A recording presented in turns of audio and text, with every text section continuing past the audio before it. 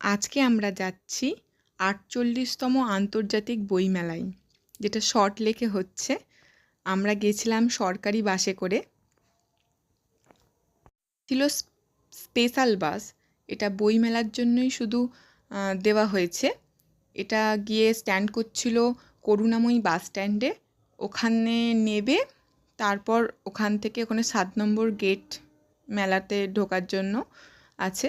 ৭ নম্বর gate দিয়ে আমরা ঢুকেছিলাম। তো আমরা এখন বাসে করে যাচ্ছি। বেশ দারুণ ওয়েদার ছিল। আমরা আজ বলতে রবিবার, তো রবিবারের ওয়েদার তো সবাই জানো কত সুন্দর ওয়েদার ছিল। রোদ ছিল না, মেঘলা মেঘলা ওয়েদার ছিল, খুব সুন্দর লাগছিল। আর ব্রিজের ওপর দিয়ে যেতে তো দারুণই মজা লাগছিল। আর সাথে ছেলেকে নিয়ে যাওয়ার মজা তো দুর্ধর্ষ। যারা প্রথম নতুন মা বাবা হয়েছে তারা তো অবশ্যই এই ফিলিংসটা বুঝতে পারবে যে মেলায় বা কোথাও ঘুরতে গেলে বাচ্চাকে নিয়ে যাওয়ার একটা আলাদাই মজা। এবার আমরা পৌঁছে গেছি করুণাময়ী বাস স্ট্যান্ডে। এখানে বাস থেকে নামলেই ট্রাফিক পুলিশরা গাইড করে দিচ্ছে যে কোন দিক দিয়ে গেলে ৭ নম্বর গেটে যাওয়া যাবে। তো এখানে বেশি ভিড় করতে দিচ্ছে না, তো সবাই তাড়াতাড়ি পৌঁছে যাচ্ছে ৭ নম্বর গেটের উদ্দেশ্যে। অ্যানাউন্স করা হচ্ছে যে বাস কোন দিক দিয়ে ঢুকছে, কোন রুটের বাস কোন দিক দিয়ে বেরোবে। তো এই আমরা ৭ নম্বর গেট দিয়ে প্রবেশ করছি।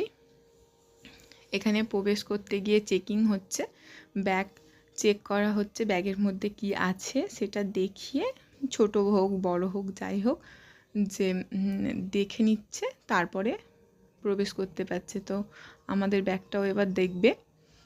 তো আমাদের ব্যাগের মধ্যে কি, বাচ্চা ওইটুকুনি ব্যাগ, তার উপরে বাচ্চার একটা জামা কাপড় ছিল, ফল ছিল, টুপি ছিল যদি লাগে আর কি, একটা জলের বোতল।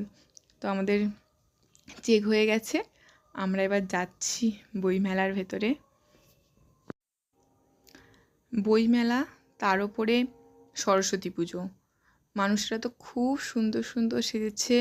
মেয়েরা, ছোট মেয়েরা শাড়ি পরেছে, দেখতে খুবই সুন্দর লাগছে। এখানে দেখতেই পাচ্ছ সুস্বাস্থ্য কৃষি কথা। এখানে অনেক গাছপালাও বিক্রি হচ্ছে, তারপর এই সম্পর্কে বইও বিক্রি হচ্ছে। তো আমরা যে দিকটা দিয়ে ঢুকেছিলাম সেদিকে মানে এই লাইনটা দিয়ে যাওয়ার পর খাবার দোকান প্রথমেই পড়ে। তো ওই সব দেখে আমরা ভেতরে প্রবেশ করেছিলাম।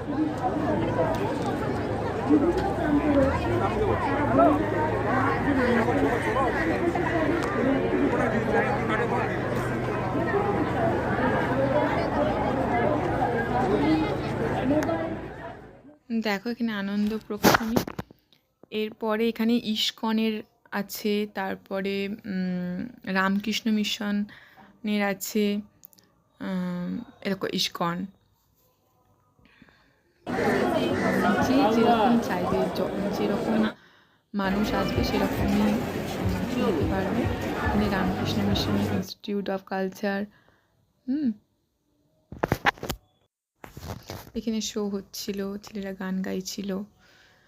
এরপর আসতে চলেছে একটা খুব সুন্দর সাজানো গোছানো একটা জায়গা, যেখানে মমতা বন্দ্যোপাধ্যায়ের বই, ওনার ছবি সব আছে। বই যে চাইবে কিনতে পারবে। তো এইখানটাতে এত সুন্দর ফুল দিয়ে সাজানো ছিল যে সবাই এখানে ছবি তুলছিল। আমরাও কটা ছবি তুলেছি। এখানে দেখো মমতা বন্দ্যোপাধ্যায়ের বই বিক্রি হচ্ছে। বইগুলোকে খুব সুন্দর করে কলঙ্গির মধ্যে সাজিয়ে রাখা আছে, গ্রামীণ পরিবেশের মধ্যে।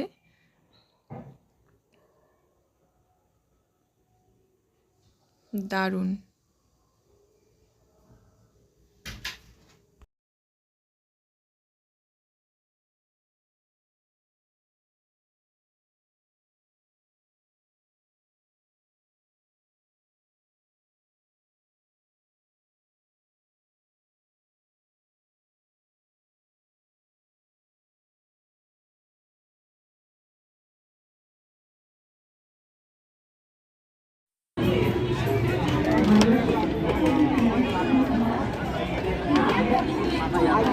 এখানে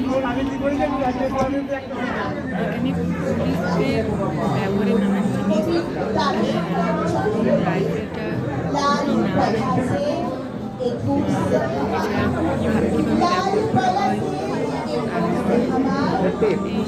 এটা হচ্ছে ওদের বডি ক্যামেরা, এটা হচ্ছে ছিল।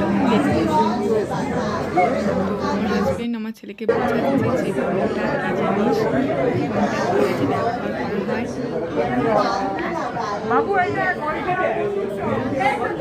পুলিশ অফিসার ছিল যারা যেগুলো সেগুলো ওনাদের এখানে যারা বসেছে তারাও সব কিছু বুঝিয়ে কোনটা কী কাজে লাগে সেগুলো বলে দিচ্ছে। আর লেখাও আছে, ছোটো ছোটো সাদা সাদা কাগজে লেখা আছে কোন পিস্তলটার কি নাম।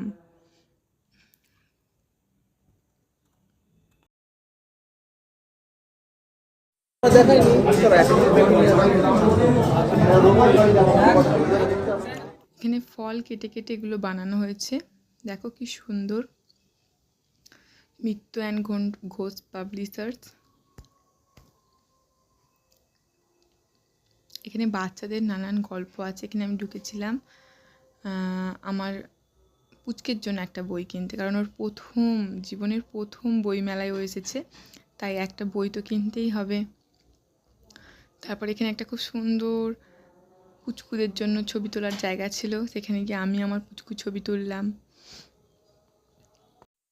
এরপর ওর খিদে পেয়ে গেছিল, তো একটু বায়না করছিল, তো আমি আমার ব্যাগে যে ফল এনেছিলাম তো সেগুলোকে খাইয়ে দিলাম। এখানে সামনে ডাস্টবিন এধার ওধার আছে, তো চাইলেই ওখানে হাত ধোও। আর কলা বা লেবু নিয়ে গেছিলাম, তো খাওয়াতে আমার অসুবিধা হচ্ছিল না। ও ছোটো থেকেই ফলের জুস খায় না, ফলটাকে এরকমভাবেই খায়। লেবুটাকে খোলাটা ছাড়িয়ে দিয়ে নরম অংশটার মুখে দিলেই ও খেতে পারে। জুস হলে ওকে মানে খাওয়াতে গেলে মাথার ঘাম পায়ে পড়ে যায়, কান্নাকাটি, হ্যাঁ, গোঁদল ব্যবহার করতে হয়। অনেকে যেটাকে ঝিনুক বলে, আমরা গোঁদল বলি। এখানে বাচ্চাদের এটা শিশু সাহিত্য সংসদ, এখান থেকেই ওর বইগুলো দুটো কিনেছি। এখানে খুব সুন্দর সুন্দর বই আছে, যারা গেছে তারা তো অবশ্যই জানে। তো হ্যাপি যে ওর জীবনের প্রথম বইমেলা থেকে ওর জন্য বই কিনেছি, ওটাও স্মৃতি হয়ে থাকবে, সেই জন্যই আরও কেনা। তো যে বইগুলো কিনেছি সেগুলো খুব দরকারি বই। এখানে বইয়ের দামটা একটু বেশি, কারণ অ আ ক খ কটা ছড়া আছে এরকম বই, মানে একটা চটি বইয়ের দামও 100 টাকা দাম, 100-150 টাকার মতন। তো আমি ভাবলাম তো ওগুলো তো এমনিতে আমি সচরাচর পেয়েই যাব, তো অন্য কিছু জিনিস নেওয়া হোক। তো কী বই নিয়েছি সেটা পরে বলছি। এবার আমরা সন্ধে হয়ে গিয়েছিলো, প্রায় 6টা 6:30 বাজে, তখন আমরা বাসে বসে পড়েছি। এটাও সরকারি বাস, এটা স্পেশাল বাস, সরকার থেকে বইমেলার জন্য অ্যারেঞ্জ করেছে। তো দেখো বাস স্ট্যান্ডে বসে আছি, বাস এখনও ছাড়েনি। এবার বাস ছেড়ে দিয়েছে। বাস ছেড়ে দিতেই আমার পুচকু তো আমার গবলু, আমার ছোনটা পাপা ঘুমিয়ে পড়েছে। বাসে একটু হাওয়া লেগেছে, হাওয়া লাগতে ঘুমিয়ে পড়েছে। আর ঘুমিয়ে পড়েছে ভালো, তবু আমরা শান্তি করে বসে যাচ্ছি, নইলে তো প্রচণ্ড দুষ্টুমি করে। এরপর আমরা হাওড়া ময়দানে নেমে পাপড়ি চাট খেয়ে বাড়ি ফিরেছিলাম। এই ছিল আমাদের 2025-এর বইমেলার গল্প।